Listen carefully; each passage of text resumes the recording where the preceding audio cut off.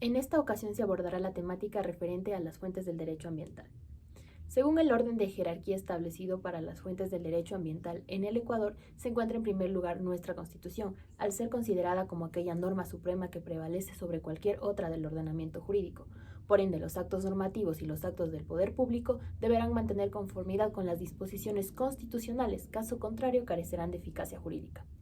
Es importante señalar que es la fuente principal del derecho ambiental en el Ecuador, ya que nuestra Constitución marca este hito tan importante respecto a la naturaleza, al considerarla como sujetos de derechos, específicamente en su artículo 10, lo que implica esta obligación de respeto, garantía y protección.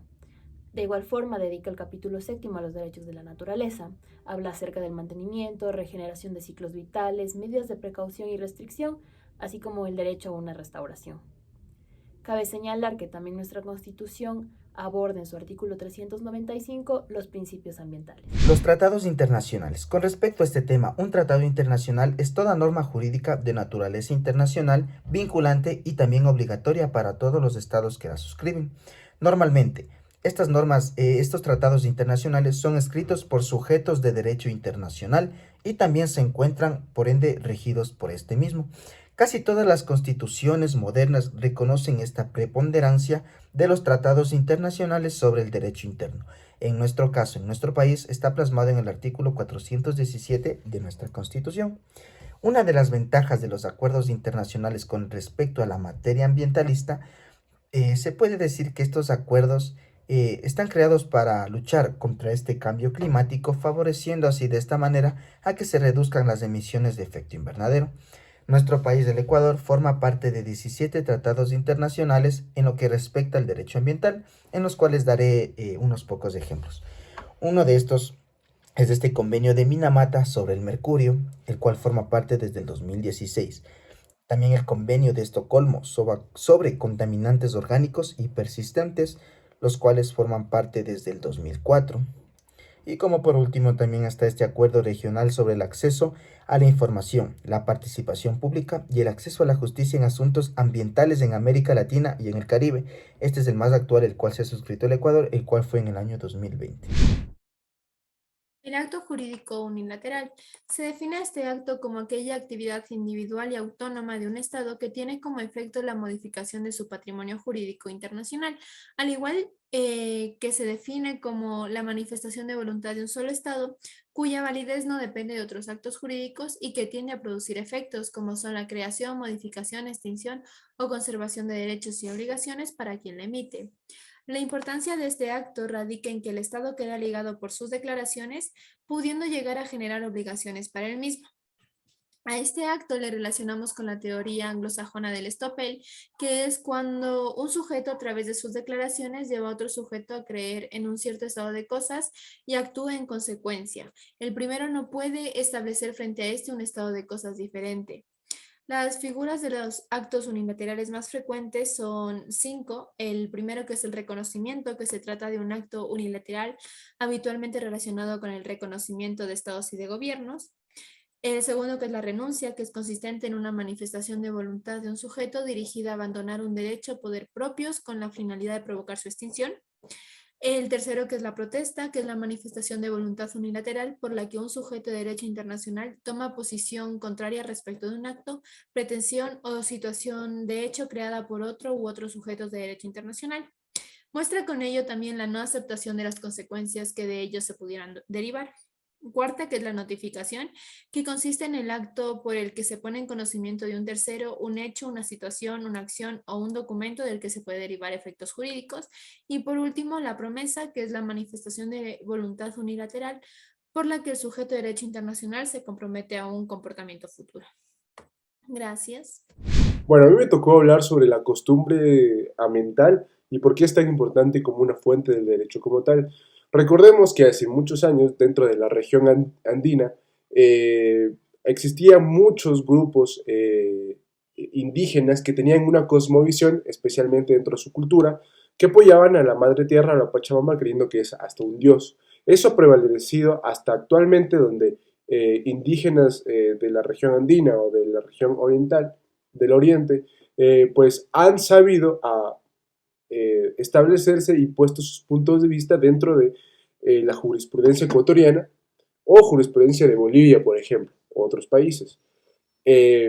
Aquí en Ecuador, según el Ministerio de Salud Pública, tiene esto de las buenas prácticas ambientales como un mecanismo de ya judicializar todas estas situaciones de la costumbre y como dicen que son acciones que pretenden reducir el impacto ambiental negativo que provocan los procesos productivos, aplicando medidas sencillas y útiles que pueden adoptar las personas en sus espacios laborales y que establece el cambio en los procesos de actividades diarias.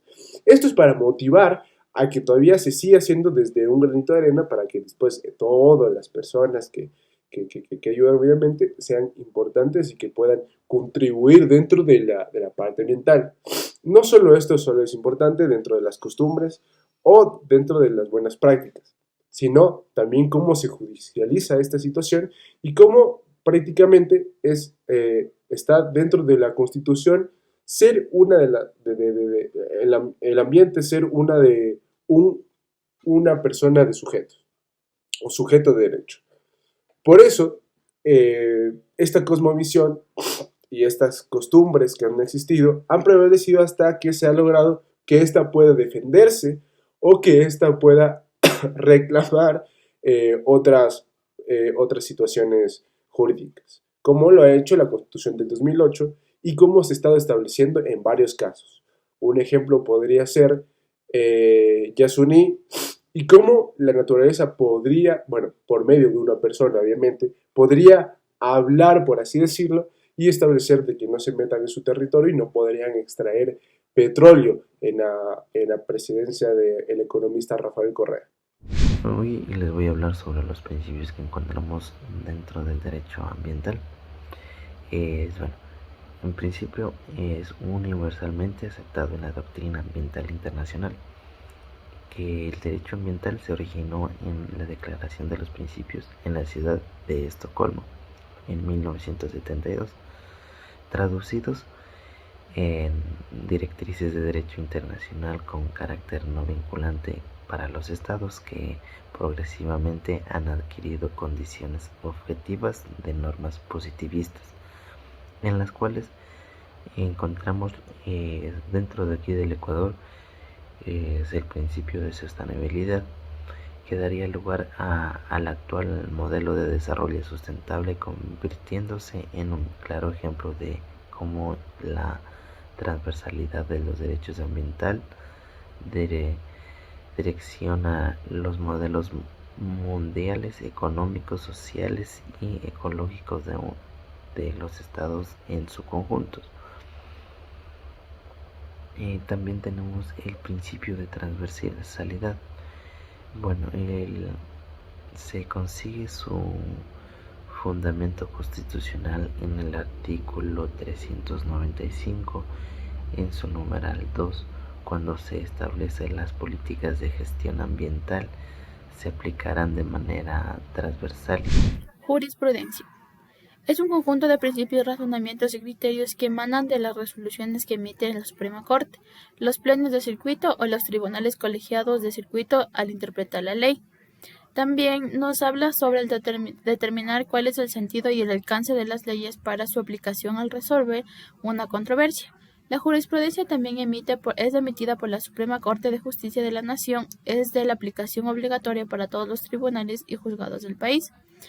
Tenemos una sentencia que es de la Corte Constitucional del Ecuador, 1149-19-JP/21, que nos trata del alcalde y la procuradora judicial del municipio de Cotacachi presentaron una acción de protección contra el Ministerio de Ambiente y una empresa pública por afectar los derechos de la naturaleza al permitir la actividad minera dentro del bosque protector Los Cedros.